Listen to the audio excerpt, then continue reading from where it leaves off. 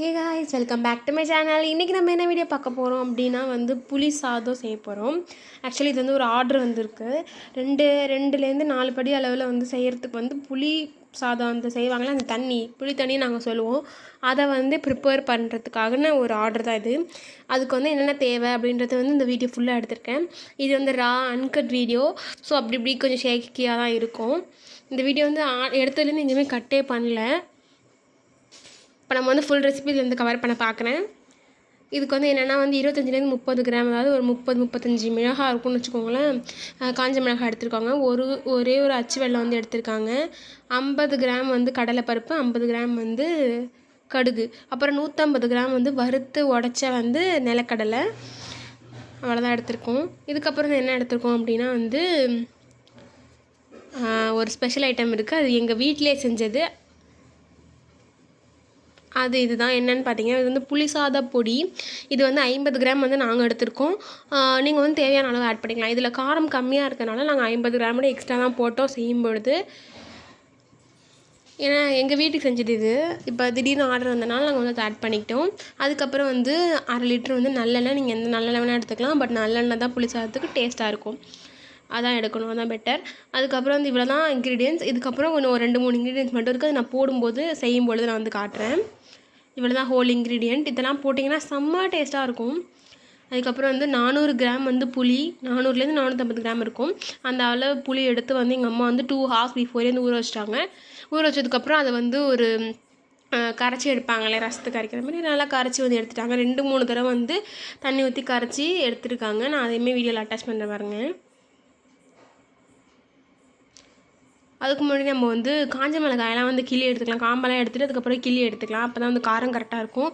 கிள்ளாமல் போட்டோம்னா காரம் இருக்காது. இது எப்படியும் ஒரு 20 பேர் கிட்ட சாப்பிட்லான்னு நினைக்கிறேன். 20-25 பேர் கிட்ட சாப்பிட்லான்னு நினைக்கிறேன். எனக்கு அளவெல்லாம் கரெக்டாக தெரில. எங்கள் அம்மா சொன்னது 2லேருந்து 4 படி அளவுக்கு கிண்டிக்கலாம் அப்படின்னு சொன்னாங்க. நாங்கள் சாதம்லாம் கிண்டலை. பட் என்னென்னு பார்த்தீங்கன்னா, அந்த மிக்ஸ் மட்டும் ப்ரிப்பேர் பண்ணி கொடுக்குறோம். ஏன்னா சாதம் மதியானம் சாப்பிடுவாங்க. நாங்கள் காலம்பரே செஞ்சு அப்பா ஸ்கூலுக்கு போகும்போது எடுத்துகிட்டு போய்ட்டுருந்தாங்க. ஆனால் மதியானம் சாப்பிட்றதுக்குள்ளே நல்லா இருக்காதுன்னு சொல்லிட்டு நாங்கள் அப்போ கிண்டிக்கோங்க அப்படின்ற மாதிரி சொல்லி இது மட்டும் கொடுத்துட்டோம். அவங்க கிண்டிக்கிறேன்னாங்க. கூட பொட்டேட்டோ ஃப்ரை செஞ்சு கொடுத்துருந்தோம். அது இந்த வீடியோவில் இல்லை, நான் ஷார்ட் வீடியோவில் அப்லோட் பண்ணேன். ஏன்னா ஃபுல் ரெசிபினால் அதை கவர் பண்ண முடியல. இப்போ நம்ம அந்த புளி கரைச்சி எடுத்துக்கலாம். இதுமாதிரி ஒரு 3 தடவை கரைச்சி எடுத்துக்கலாம். நம்மளுக்கு இந்த குவான்டிட்டி அளவுக்கு நம்மளுக்கு கிடைக்கும். எங்கள் அம்மா புளி சாதம் சூப்பராக செய்வாங்க. இந்த கோயில் புளி சாதம்னு சொல்லுவாங்களே, அதுமாரி இருக்கும். அதை விட பெட்டராகவே இருக்கும். அவ்வளோ சூப்பராக செய்வாங்க. யாருக்குமே புளி சாதம்லாம் பிடிக்காது. டிஃபன் பாக்ஸ்லாம் காலேஜுக்கு ஸ்கூலுக்குலாம் எடுத்துகிட்டு போக மாட்டாங்க. பட் நான் எடுத்துகிட்டு போவேன். எனக்கு ரொம்ப பிடிக்கும். அதே நேரம் எங்கள் அம்மா செய்கிறது எல்லாருக்கும் பிடிக்கும். கிளாஸில் உள்ள எல்லாருக்குமே. ஸ்கூல் படிக்கும்போது எங்கள் அம்மாவோட 11th 12th படிக்கும்போது எங்கள் அம்மாவோட ஃபுட்டுக்கு நிறைய பேர் ஃபேன்ஸ். அதுவும் புளி சாதம் அந்தமாரி வெரைட்டி ரைஸ்க்கெலாம் எல்லோரும் என் டப்பாவே காலி பண்ணுவாங்க. எங்கள் அம்மா 2 பாக்ஸ் தருவாங்க. நீ ஒன்று தனியாக சாப்பிடுன்னு எல்லாருக்கும் கொடுன்னு. அப்படியே எல்லோரும் என் பாக்ஸ்லேயே கை வைப்பாங்க. அந்தளவுக்கு பிடிக்கும். அதெல்லாம் ஒரு நல்ல மெமரிஸ். இந்த அளவு இந்த பானையில் 3/4 பானை அளவுக்கு புளி கரைச்சி வச்சுருக்கோம். அப்போ நிலக்கடையிலலாம் தோல் உரித்து வச்சாச்சு. அடுத்தது பெருங்காயத்தூள், மஞ்சத்தூள், கருவேப்பிலை. இது 3 மட்டும் நான் அந்த இன்க்ரீடியன்ஸில் காட்டல, இப்போ காட்டுறேன். கருவேப்பிலை தண்ணியில் ஒரு கழுவி வச்சாச்சு. எங்கள் வீட்டிலே இருந்தது. அதனால் இப்போ தான் ஃப்ரெஷ்ஷாக பறிச்சிட்டு வச்சுருக்கோம். ஆக்சுவலி இந்த வீடியோ எடுக்கும்போது மணி 11. செய்ய வாசனை அப்படியே ஊருக்கே அடிச்சிச்சு. போகிற 11 மணிக்கு காயெல்லாம் விற்றுட்டு வருவாங்க இல்லையா, அவங்களாம் வீட்டுக்கு போவாங்க. அவங்களாம் கேட்டாங்க, என்ன செய்கிறீங்க அப்படின்ற மாதிரி. அவ்வளோ ஸ்மெல்லு நல்லா இருந்துச்சு. இது பகல் ஃபுல்லாக இது செஞ்சு முடிச்சுட்டு டே ஒர்க்லாம் முடிச்சதுக்கப்புறம் இப்போ எங்களுக்கு டைம் கிடச்சிருக்கு. இது செய்ய எப்படியும் ஒரு 12:30 ஆகிட்டு இது செஞ்சு முடிக்கிறதுக்கு கரெக்டாக. இப்போ அந்த 1/2 லிட்டர் நல்லெண்ணெயில் கொஞ்சமாக ஆட் பண்ணியிருக்கோம். ஓரளவு 1/4 லிட்டருக்கு கொஞ்சம் கம்மியாக ஆட் பண்ணியாச்சு. அப்புறம் எண்ணெய் காஞ்சோன்னா வரமிளகா ஆட் பண்ணியாச்சு. இந்த வரமிளகா போடும்போது அந்த விதை இருக்கு இல்லையா, அந்த விதையை பார்த்து நான் பைத்தம்பருப்புன்னு நினச்சி பைத்தம்பருப்பு ஆட் பண்ணுங்கன்னு வீடியோவில் சொல்லிகிட்டு இருந்தேன். வீடியோ எடுக்கும்பொழுது அப்போ தான் எங்கள் அம்மா சொன்னாங்க, அது விதை பாப்பா அப்படின்னு சொல்லி. ஸோ அது மிளகா விதை தான். எண்ணெய் கொஞ்சம் காயத்துக்கு முன்னாடியே போட்டோம். அந்த மிளகாய் போட்டோடனே அந்த மிளகாய் காயிறப்போ இந்த நெடி அடிக்கும் பாருங்களேன். அந்த மாவு மில்லில் அரைப்பாங்களே, மிளகாய் பொடியெல்லாம் அரைப்பாங்களே, அந்த இடத்துல அடிக்கிற ஸ்மெல்லு அடிச்சிச்சு. அப்படியே கிட்டேயே நிற்க முடியல. செமையாக இருந்துச்சு ஸ்மெல்லு. அதுக்கப்புறம் கடுகு போட்டாங்க. ஏன் ஃபர்ஸ்ட் டைம் நம்ம கடுகு போடல அப்படின்னா, மேக்ஸிமம் நிறையா குவான்டிட்டி செய்யும் பொழுது நம்மளுக்கு கடுகு போட்டுட்டு அடுத்தடுத்து ஆட் பண்ணும்பொழுது நம்மளுக்கு இதாகிடும்.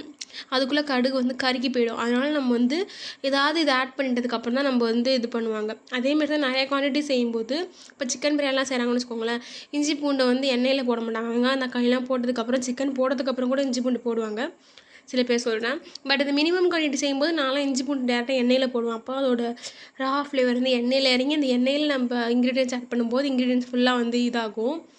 அது வந்து நல்லாயிருக்கும், டேஸ்ட் வந்து என்ஹான்ஸ் பண்ணும். அதுக்கப்புறம் நம்ம வந்து கடலை பருப்பு போட்டாச்சு. அந்த எண்ணெய் அந்த கொதிக்கும்போது இந்த மிளகாய் லைட்டாக பிளாக்காக மாறுது இல்லையா, அந்த ஸ்டேஜில் வந்து அந்த ஸ்மெல்லு அப்படியே சரியான ஸ்மெல்லே. என்னால் அங்கே நிற்கவே முடியல. எங்கள் அம்மா வந்து நீ சும்மா தானே இருக்க, நான் வந்து ஒரு ஸ்டேஜில் வந்து வீடியோக்கு கூப்பிட்றேன், நீ வந்து வேறு ஏதாவது வேலை பாருனாங்க. இப்போ வந்து நிலக்கடலை நம்ம போட்டுக்கோம், 150 கிராம் நிலக்கடலை. ஆனால் பார்த்தீங்கன்னா 150 கிராம் இங்கே இருக்காது. ஏன்னா தோலை ஊதி அது புடப்பாங்களே, புடச்சி எடுத்துகிட்டு வான்னு சொல்லும்போது பாதி நான் சாப்பிட்டேன். பாதி மிச்சம். எனக்கு நிலக்கடலே பிடிக்காது, பச்சையாக மட்டும் தான் சாப்பிடுவேன். பட் அன்னைக்குன்னு பார்த்து அந்த தோலை எடுக்க எனக்கு சாப்பிட்ணுன்னு தோறிகிட்டே இருந்துச்சு. அதனால் கொஞ்சம் கொஞ்சம் சாப்பிட்டேன். ஒரு 10 கிராம் 5 கிராம் சாப்பிட்ருப்பேன்னு நினைக்கிறேன். அதுக்கு மேலே எனக்கு பிடிக்கல. எல்லாத்தையும் ஆட் பண்ணதுக்கப்புறம் பார்த்திங்கன்னா நிறையா வந்துருச்சு. எங்கள் அம்மா வந்து நான் சும்மா இருக்கேன்னு சொன்னாங்களே, அதனால் வந்து என்ன பண்ணாங்கன்னா, இட்லிக்கு மாவு அரைக்கணும் இதை கற்றுக்கோன்னு சொல்லி எங்கள் அம்மா வந்து இந்த அளவில் உளுந்தேடு, இந்த அளவில் அரிசி எடு, இது இத்தனை தடவை கழுவணும், இவ்வளோ இதெல்லாம் ஊற வைக்கணும், இவ்வளோ தண்ணி ஆட் பண்ணணுன்னு அப்பா நொச்சு வச்சு எடுத்துட்டாங்க இந்த கொஞ்சம் நேரத்தில். அதுக்கு நானே புளி தண்ணி செஞ்சுட்டு போயிடலாம் போல இருந்துச்சு. பட் எனக்கு செய்ய தெரியாது. அதுக்காக வந்து மாவு அரைக்கிறதுக்காக உளுந்து, வெந்தயம் அந்த இதெல்லாம் போட்டு ஊற வச்சுட்டுருந்தேன். நாங்கள் தனித்தனியாக ஊற வச்சு தனித்தனியாக தான் அரைப்போம், கிரைண்டரில் தான் அரைப்போம். நான் மிக்சியில் அரைங்கன்னு சொல்லியிருக்கேன். எங்கள் அம்மாவுக்கு அந்த மிக்சியில் அரைச்சா பிடிக்கவே பிடிக்காது. அப்படி யூடியூப்பில் தான் வீடியோ பார்த்தாங்கன்னா கூட என்ன மிக்சியில் அடிக்கிறாங்க அப்படின்ற மாதிரி எங்கள் அம்மாவுக்கு ஃபீல் ஆகும். ஏன்னா இந்த காலத்தில் தானே எல்லோரும் மிக்சியில் அடிக்கிறாங்க. நான் எங்கள் அம்மா காலத்தில் எல்லாருமே அவங்க காலத்தில் சின்ன வயசுலாம் கொடக்கல் ஆட்டுவாங்க. பட் இப்போ வந்து கிரைண்டரில் தான் அரைச்சிட்ருக்கோம். அதுக்காக ஊற வைக்க சொன்னாங்க. மார்னிங் எழுந்துச்சி நீ ஏன் தான் அரைக்கிற அப்படின்னாங்க. நான் வந்து மாவெல்லாம் ஊற வைப்பேன், எல்லாம் பண்ணுவேன். பட் அது அரைக்கலாம் எனக்கு தெரியாது. ஆனால் வந்து அரைச்சி முடிச்சதுக்கப்புறம் அல்ல மட்டும் சொல்லுவாங்க எங்கள் அம்மா கற்றுக்கோன்னு சொல்லி. சின்ன பிள்ளையிலேருந்தே நியர்லி ஒரு 10லேருந்தே அந்த வேலையை நான் பார்த்துட்ருக்கேன். பட் இப்போ எங்கள் அம்மா கிச்சனுக்குள்ளேயே என்னை விட்றதில்ல, ஏனே தெரில. இப்போ பார்த்திங்கன்னா வந்து புளி தண்ணி வந்து நம்ம ஆட் பண்ணிக்கலாம். இந்த கரைச்சி வச்ச புளி தண்ணி பார்த்திங்கன்னா வந்து எண்ணெய் சட்டி ஃபுல்லாக வந்து வந்துருச்சு. அந்த தண்ணி ஆட் பண்ணோன்னே இதுக்கப்புறம் நம்ம மஞ்சத்தூள் போட்டுக்கலாம். நானாக தான் அந்த மிளகாயிலே மஞ்சத்தூள் ஆட் பண்ணிடுவேன். பட் ஏன் எங்கள் அம்மா இப்போ ஆட் பண்ணாங்கன்னு தெரில. இதுதான் கரெக்ட் இது. பட் நான் அப்படி ஆட் பண்ணுவேன். அப்புறம் வந்து கல்லுப்பு நாங்கள் ஆட் பண்ணியிருக்கோம். கல்லுப்பு தான் டேஸ்ட்டு. அதே நேரம் குவான்டிட்டியே மினிமமாக தேவைப்படும். நம்ம போடும் அப்படின்னா அளவு எங்கள் அம்மா கல்லுப்பு அளவு வந்து கரெக்டாக தெரியும்னு சொல்லுவாங்க.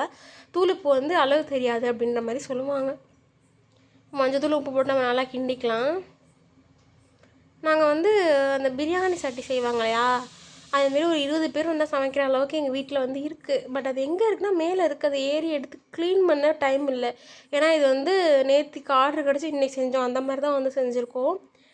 அதனால் வந்து எடுத்து க்ளீன் பண்ண டைம் இல்லாதனால நான் வந்து இருக்கிற எண்ணெய் சட்டி எங்கள் வீட்டில் முறுக்கு சோடெல்லாம் யூஸ் பண்ணுவாங்க, இந்த அளவு தான் யூஸ் பண்ணுவாங்க, பெருசாக இருக்கல அதாவது தான். அதனால் அதையே நாங்கள் வச்சுட்டோம்.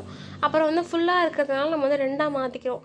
அப்போ தான் வந்து பாத்திரம் பத்தாத காரணம் ஒன்று. இன்னொன்று கிண்டும் பொழுது சாஞ்சிடும் நிறையா இருந்துச்சு அப்படின்னா. அவசரத்தில் பண்ணும்போது சாஞ்சிடுச்சுன்னா எல்லாம் வேஸ்ட்டாக போயிடும், மேலே பட்டுரும். அதனால் நாங்கள் வந்து இது இன்னொரு விஷயம், அடி பிடிக்க ஆரம்பிச்சிடும். கொஞ்சம் திக்காக ஆக ஒரே பாத்திரத்தில் இருந்துச்சுன்னா கிண்ட முடியாது, அடி பிடிக்க ஆரம்பிச்சிடும். அந்த ரீசன்ஸ்னால நம்ம 2ஆக ஆட் பண்ணிக்கிட்டோம், அதாவது 2ஆக பிரித்து வச்சுட்டோம். இப்போ நம்ம வந்து என்னென்னா பெருங்காயப்பொடி வந்து ஆட் பண்ணிக்கலாம். இதுக்கப்புறம் ஆட் பண்ணுற இன்க்ரீடியன்ட் எல்லாமே நம்ம வந்து அளவு பார்த்து ஆட் பண்ணணும்.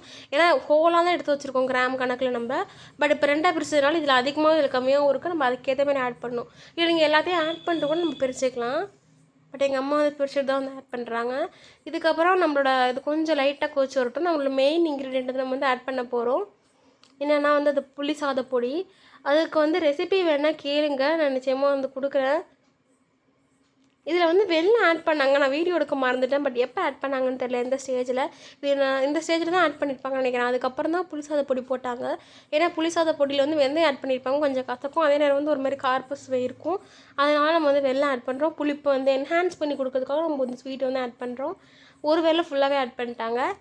இது வந்து எங்கள் வீட்டில் செஞ்சது. இந்த ரெசிபி வந்து எனக்கு தெரியல, நீங்கள் வேணும்னா கீழே கமெண்ட் பண்ணுங்கள். எங்கள் அம்மாவே பார்த்துட்டு எங்கள் அம்மாவே வந்து வீடியோ எடுத்து போடுவாங்க.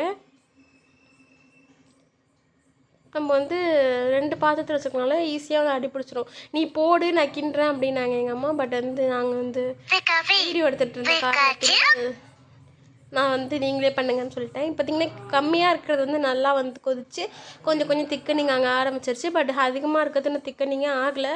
பட் ரெண்டுத்துக்குமே ஒரே இதில் போட்டுருவாங்க. கடைசியில் வந்து ரெண்டுத்தையும் ஒன்றா மிக்ஸ் பண்ணிவிட்டு அதுக்கப்புறம் தான் எடுத்து கிண்டுவாங்க. ஸோ நம்மளுக்கு வந்து ரெண்டும் ஒன்றா மிக்ஸ் பண்ணும்போது ஃப்ளேவர் வந்து கரெக்டாகிடும் அப்படின்ற மாதிரி. நீங்கள் வந்து முடிஞ்சால் பெரிய பாத்திரத்தில் கிண்டிக்கோங்க. இன்னொரு விஷயம், எங்களோட இது கவுண்டர் டாப் வந்து கொஞ்சம் ஹைட் இருக்கும். எங்கள் அம்மா கொஞ்சம் ஹைட்டுன்றனால கொஞ்சம் ஹைட் இருக்கும். எங்கள் வீட்டுக்கு யார் வந்தாலுமே சமைக்க முடியல அப்படின்ற மாதிரி தான் சொல்லுவாங்க. ஏன்னா வந்து ஹைட்டாக இருக்கும். இப்போ நான்லாம் சமைக்க பழகும்பொழுது கஷ்டமாக இருந்துச்சு. பட் இப்போ வேறு எங்கேயாவது போய் சமைச்சோம் அப்படின்னா எனக்கு குட்டியாக இருக்க மாதிரி இருக்குது. பார்த்திங்கன்னா இப்போ ஒரு நியர்லி 55 மினிட்ஸ் கழிச்சு நான் வந்து வீடியோ எடுக்கிறேன். எந்த அளவு நல்லா சுண்டி வற்றி வந்திருக்குன்னு பாருங்கள். அந்த கலரு, அந்த எண்ணெய் எவ்வளோ பிரிஞ்சு வந்திருக்குன்னு பாருங்கள். எண்ணெய் பிரிஞ்சு வந்துருச்சு அப்படின்னா வந்து அவ்வளோ டேஸ்ட்டாக இருக்கும். அது நிறையா பேர் வந்து எண்ணெய் பிரித்து வைக்க மாட்டாங்க. அதாவது பிரிகிற அளவுக்கு விட மாட்டாங்க. ஏன்னா அது வந்து தீஞ்சிரும் அப்படின்னு சொல்லிட்டு. ஏன்னா அதை நான் கேள்விப்பட்டிருக்கேன், அதனால தான் சொல்கிறேன். ஆனால் அந்த எண்ணெய் பிரிஞ்சு வருது இல்லையா, அது பார்க்கவே அவ்வளோ அழகாக இருக்குது. பட் வயசாக மீன்ஸ் ஒரு ஏஜுக்கு அப்புறம் இந்த எண்ணெய் இவ்வளோ சாப்பிட்டா பிம்பிள்ஸ் வருமே, இவ்வளோ எண்ணெயாக இருக்கே, ஒரு மாதிரி இருக்குமே, ஒயிட் ஹெட்ஸ் வருமே, பிளாக் ஹெட்ஸ் வருமேன்ற மாதிரி தாட்ஸ் தான் வருது. வந்து சாப்பிட தோண மாட்டேங்குது. அந்த லெவலில் தான் நம்மளாம் இருக்கோம். 30 வயசுல 40 வயசுலலாம் சுகர் வந்துடும், ப்ரெஷர் வந்துடும்னு பயப்படுற மாதிரி இப்போ இந்த மாதிரி பயம்லாம் வருது. இப்போ நல்லா மிக்ஸ் பண்ணிக்கலாம். அதுலேருந்து கொஞ்சம் எண்ணெய் எடுத்து நான் வந்து அந்த பாட்டுக்கு மாற்றிட்டேன்.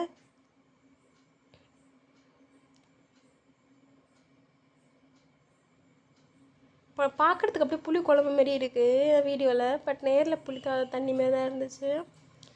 இது வந்து கோவிலுக்கெலாம் வந்து எங்கள் அம்மா செஞ்சு கொடுப்பாங்க. சாதமாக செஞ்சு வரவங்களுக்கு கொடுப்பாங்க. எங்கள் ஊரில் திருவிழா சூப்பராக நடக்கும்.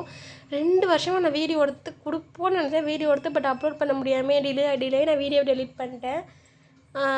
அவங்களுக்குலாம் அந்த வெண்பொங்கல், சக்கரை பொங்கல், புளி சாதம் அதெல்லாம் செஞ்சு எங்கள் வீட்டு வாசல்லே வச்சு நாங்கள் கொடுப்போம். அவ்வளோ பேர் வாங்கிட்டு போவாங்க. ரைட் சைடில் உள்ளது மட்டும் கொஞ்சம் கொஞ்சோன்னு இறக்கி வச்சுருவாங்க, அவ்வளோதான். மிக்ஸ் பண்ணுறதெல்லாம் நல்லா காட்ட முடியல, சாரி ஃபார் தட். இந்த ரெசிபி நீங்கள் நிச்சயமாக ட்ரை பண்ணி பாருங்க, ரொம்ப டேஸ்ட்டாக இருக்கும். தேங்க்ஸ் ஃபார் வாட்சிங், பை.